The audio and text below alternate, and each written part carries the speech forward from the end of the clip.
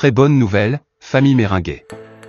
N'oublie pas de t'abonner à la chaîne et de liker cette vidéo pour ne rien rater de l'actualité du Real Madrid. Aujourd'hui, on a une vraie bombe, mais avant ça, parlons d'une décision importante que le club vient de prendre. Une décision qui montre que le Real Madrid ne pense pas seulement au présent, mais prépare déjà son avenir.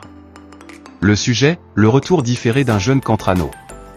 Ce milieu de terrain de 20 ans, parti en Italie pour gagner en temps de jeu, était pressenti pour revenir cet été, surtout après le départ d'un cadre et la possible sortie d'un autre. Mais le club a choisi de ne pas activer la clause de rachat, selon Gianluca Di Marzio.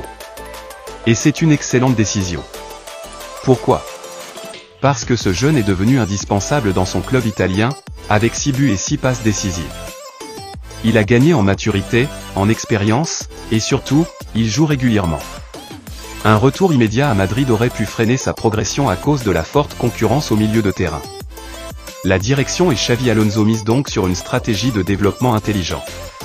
Ils veulent qu'il revienne plus tard, prêt à être un vrai atout, pas juste une promesse. Son équipe, promue l'an dernier en Serie A, a terminé 10e du championnat, et notre jeune talent y a joué un rôle clé. Le Real Madrid montre ici qu'il ne précipite rien et qu'il valorise la progression continue.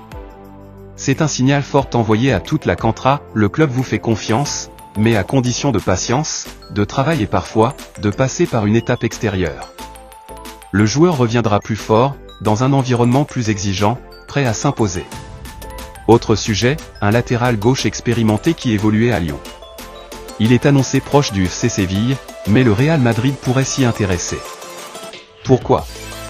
Parce qu'il arriverait libre, avec une grande expérience en Ligue 1 et en compétitions européennes, et qu'il offrirait un renfort fiable à court terme pour une position toujours sensible. Xavi Alonso le connaît bien, et il pourrait donner son feu vert. Ce joueur de 32 ans apporterait de la solidité, de la discipline tactique, et une fiabilité très appréciée dans un calendrier aussi chargé. Une signature de ce type, gratuite, serait intelligente sur le plan économique, permettant de concentrer les ressources financières sur d'autres priorités. Enfin, parlons d'un nouveau joyau du milieu de terrain que le Real Madrid suit de près. Il s'agit d'un jeune Camerounais de 21 ans qui brille à Brighton, en Premier League. Il a impressionné cette saison, mais son prix est élevé, environ 120 millions d'euros. Le Real Madrid, fidèle à sa politique de prudence budgétaire, ne veut pas surpayer. Juni Calafa, notre responsable du scouting, l'a dans son viseur, et Xavi Alonso pourrait donner son avis décisif. Ce milieu de terrain est fort physiquement, bon récupérateur, mais aussi très technique.